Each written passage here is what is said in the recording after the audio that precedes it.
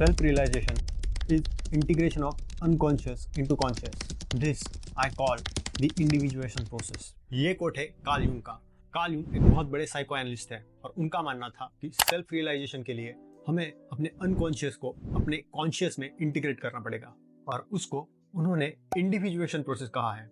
आज के इस वीडियो में हम इसी इंडिविजुएशन प्रोसेस के बारे में बात करने वाले हैं, लेकिन इस प्रोसेस को समझने से पहले हमें कुछ कॉन्सेप्ट्स को समझना बहुत जरूरी है और वो है सेल्फ, ईगो, अनकॉन्शियस और कॉन्शियस, शैडो और एनिमा एनिमस। यूंग के हिसाब से सेल्फ हमारे पर्सनालिटी के कोर में लाई करता है and this self is totality of conscious and unconscious. सबसे बड़ी प्रॉब्लम ये है कि हमारा मेजोरिटी ऑफ सेल्फ अनकॉन्शियस में हिडन होता है, वो कहीं ना कहीं हमारे अंदर दबा हुआ रहता है। और यूंग अनकॉन्शियस को दो पार्ट्स में डिवाइड करते हैं। First is personal unconscious and second is collective unconscious. Personal unconscious मतलब हमारी वो सारी यादें और एक्सपीरियंसेस होते हैं जो हमने दबा के रखे हुए होते हैं, जिनको हम हमारी कॉन्शियस में नहीं आने देते। फॉर एग्जाम्पल हमारी बचपन की यादें या कोई ट्रॉमेटिक इंसिडेंट्स, ये चीजें हम अपने अनकॉन्शियस में दबा के रखते हैं और इन चीजों को हम अपने सरफेस पे नहीं आने देते। उनको यूंग ने पर्सनल अनकॉन्शियस कहा है। And the second type is collective unconscious. Collective unconscious सारे ह्यूमन बींग्स के लिए सेम होता है। ये कोई भी स्पीसीज के हर एक मेंबर के लिए सेम होता है, चाहे वो स्पीसीज कोई भी हो। कलेक्टिव अनकॉन्शियस के एग्जांपल्स हैं the fear of snakes and spiders, religion, art, music. ये कलेक्टिव अनकॉन्शियस के एग्जांपल्स हैं और ये कलेक्टिव अनकॉन्शियस हमें कुछ आर्केटाइप्स देता है। आर्केटाइप्स वो सिंबल्स होते हैं जो रिलीजन, कल्चर और माइथोलॉजी में पाए जाते हैं। यूंग कहते हैं कि ये आर्केटाइप्स हमारे सपने में भी होते हैं। यूंग ने कुल 12 आर्केटाइप्स दिए हैं जो कि आप स्क्रीन पे देख सकते हो। आर्केटाइप्स के एग्जांपल्स होते हैं hero archetype, wise old man, great mother, God etcetera. अगर हम ग्रेट मदर का आर्केटाइप लेते हैं तो ये आर्केटाइप हम रिलीजन में देख सकते हैं। क्रिश्चियनिटी में होली मदर का कॉन्सेप्ट कार्ल यूंग के हिसाब से एक ग्रेट मदर आर्केटाइप है।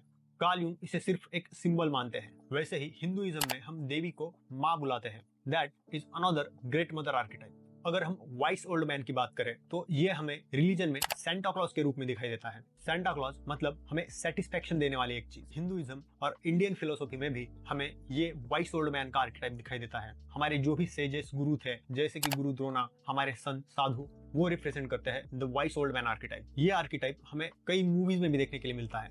For example Lord of the rings में गैंडॉल्फ का कैरेक्टर, या फिर ओबी-वैन केनोबी फ्रॉम स्टार वॉर्स, या हैरी पॉटर में डंबलडोर का कैरेक्टर। ये सभी वाइस ओल्ड मैन आर्केटाइप के एग्जांपल्स हैं। अब नेक्स्ट हम बात करेंगे ईगो की। कार्ल यूंग के हिसाब से ईगो हमारी कॉन्शियस और अनकॉन्शियस के बीच में लाई करता है। हमारा ईगो मतलब वो स्टोरी जो हम खुद को सुनाते हैं और ये ईगो हमारे एक्सपीरियंसेस से बनता है। ये ईगो एक रियलाइजेशन से आता है and that realisation we are different from others. और ये रियलाइजेशन हमारे बचपन में ही स्टार्ट होता है जब हम आई बोलते हैं, यानी कि मैं, और ये मैं हमारे ईगो का सबसे बड़ा कारण होता है। ईगो हमारे कॉन्शियसनेस का सेंटर होता है, लेकिन ये हमारे पर्सनैलिटी का सेंटर नहीं होता क्योंकि वो सेल्फ के नीचे लाई करता है। नेक्स्ट कार्ल यूंग पर्सोना की बात करते हैं। पर्सोना मतलब वो मास्क, वो मुखौटा जो हम सोसाइटी को दिखाते हैं कि ये चीज हम हैं, और ये मास्क सोसाइटी के नॉर्म्स और रोल्स पे बेस्ड होता है and this persona is a societal construct. उसके बाद आता है one of the most important concepts,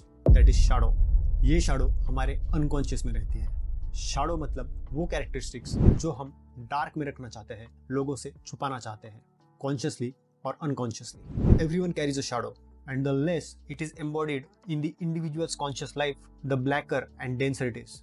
Jung बोलते हैं कि हर एक इंडिविजुअल एक शैडो कैरी करता है और वो शैडो हमारे अनकॉन्शियस में रहती है। बहुत सारे लोगों को ये पता भी नहीं होता कि दे हैव अ शैडो, और हम जितना ज्यादा इस शैडो को दबा के रखेंगे, सप्रेस करेंगे, ये शैडो उतनी ही ज्यादा डार्कर और डेंसर होती जाएगी और वो हमारे ऊपर हावी होती चली जाएंगी।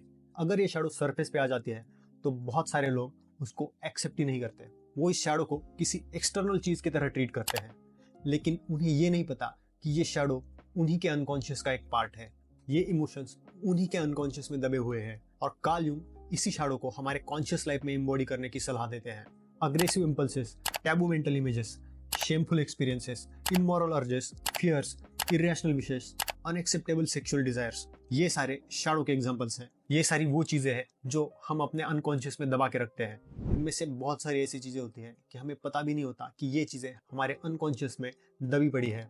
नेक्स्ट यूंग बात करते हैं एनिमा और एनिमस के बारे में। In every male there is a female and in every female there is a mail.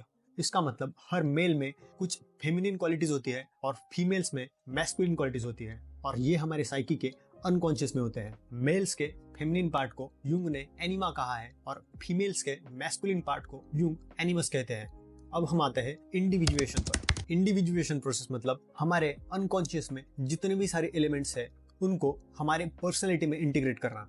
और यूंग कहते हैं कि ये चीज एज के साथ साथ नेचुरली होती है, लेकिन हम इसको थेरेपी से स्टिमुलेट भी कर सकते हैं। इसका मतलब ईगो ने ये चीज माननी चाहिए कि वो हमारे साइकी का सेंटर नहीं है, बल्कि हम कौन है ये हमारे अनकॉन्शियस के डार्क पार्ट में छुपा होता है, जिसे उन्होंने शैडो का नाम दिया है। But if we understand anything of unconscious, we know that it cannot be followed, also know that it is dangerous to suppress it, because the unconscious is life and this life turns against us if suppressed, as happens in neurosis. हमारी shadow को suppress करना या दबाना हमारे लिए खतरनाक साबित हो सकता है। यूंग ने इसे लाइफ कहा है, और अगर हम इसे सप्रेस करते हैं तो ये हमारे खिलाफ बगावत कर सकता है, जिसे न्यूरोसिस हो सकता है। और अगर हम इसे समझने की कोशिश करते हैं तो ये हमारे मेंटल हेल्थ के लिए एक अच्छी बात हो सकती है।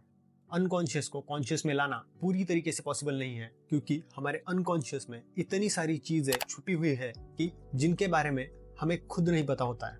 तो इंडिविजुएशन प्रोसेस का मतलब सिर्फ हमारी शैडो साइड को हमारी कॉन्शियस में लाना नहीं है, बल्कि हमें अपनी शैडो को हमारी पर्सनैलिटी में इंटीग्रेट करना है। Individuation is an exceedingly difficult task. It always involves a conflict of duties whose solution requires us to understand that our counter will is also an aspect of God's will.